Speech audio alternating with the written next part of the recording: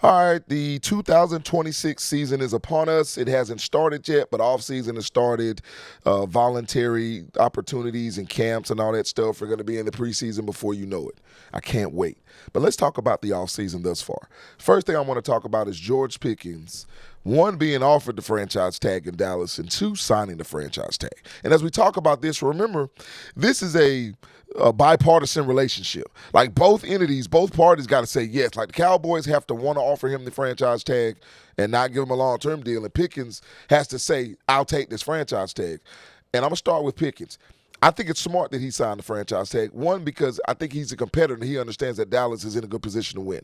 Some of the people out there may not think so. I think they're doing a lot through the draft, through free agency, through trades last year, even with letting go of Micah Parsons, they're doing a lot to try to win in 2026.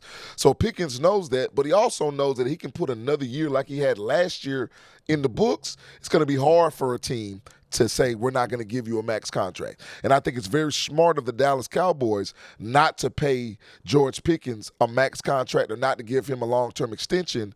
One, because you've already got CeeDee Lamb. And if George Pickens came to the Cowboys and they never had a CeeDee Lamb or a receiver of his caliber, if there was someone like that in the fold, Pickens is a number one and he could get number one money.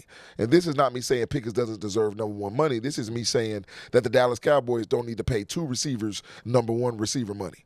I don't like it when they did it in Cincinnati and hasn't bared any fruit for the Bengals, and I don't think it would bear fruit for the Cowboys or any NFL team. I just don't think that's how you build a championship caliber program.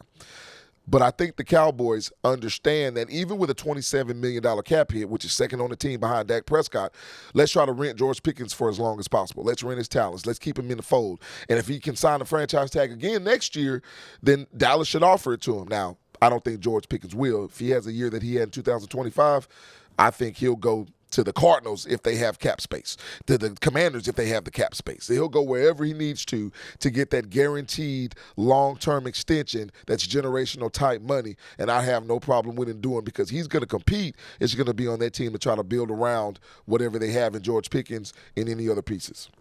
All right, the next thing I want to talk about, the next move is Trey Hendrickson going to Baltimore.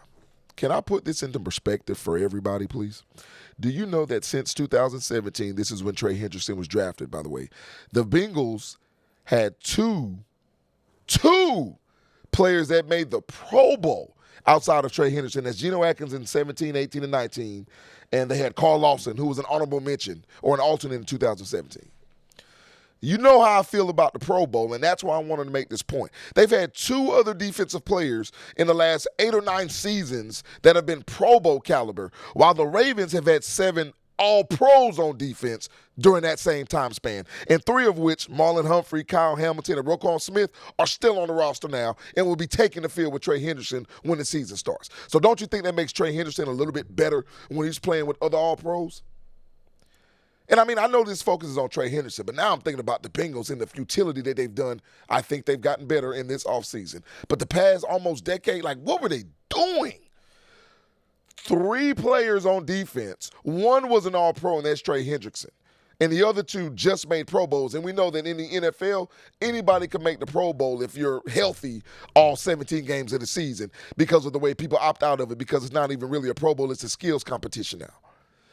Him going to Baltimore not just makes Baltimore better, but it makes Trey Hendrickson better because now he's on a defense that has other playmakers. You're going to have to key on him, but you're not going to be able to key on him all the time. I think that's a huge signing. I don't care that the Max Crosby deal went through. I think people are sleeping on this when it comes to Trey Hendrickson.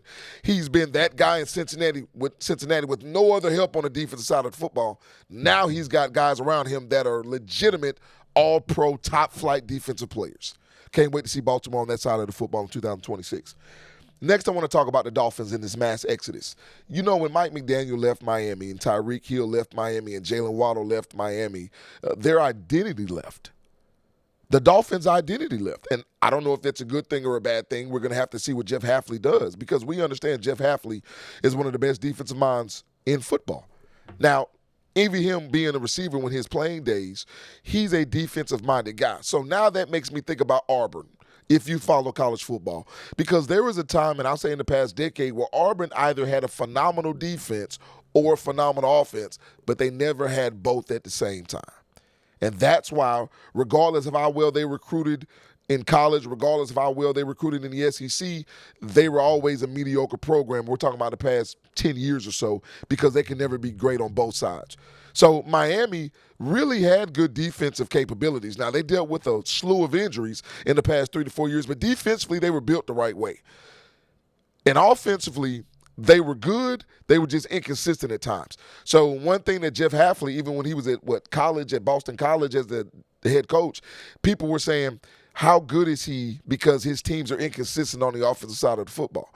So how's that going to translate here? We expect defensively Miami to be strong, but does that mean they'll be inconsistent offensively? Maybe to start off with, because you're going to have a guy who's starting in his first year in Malik Willis. You just extended Devin Achane. So we don't know what they're going to look like. They're going to be a whole new slew of people on this roster, but I want to see what Miami builds. But their identity left when McDaniel left of being a track team with pads. What will it look like under Jeff Hafley? I don't know, but I'm intrigued to see. And lastly, Fernando Mendoza being drafted by the Vegas Raiders just made me think about Mendoza having a direct line to Tom Brady. Don't care if he steps on the field or not in 2026. If he spent 300 days of the next 365 calendar days talking to Tom Brady, he'll be better. He will be.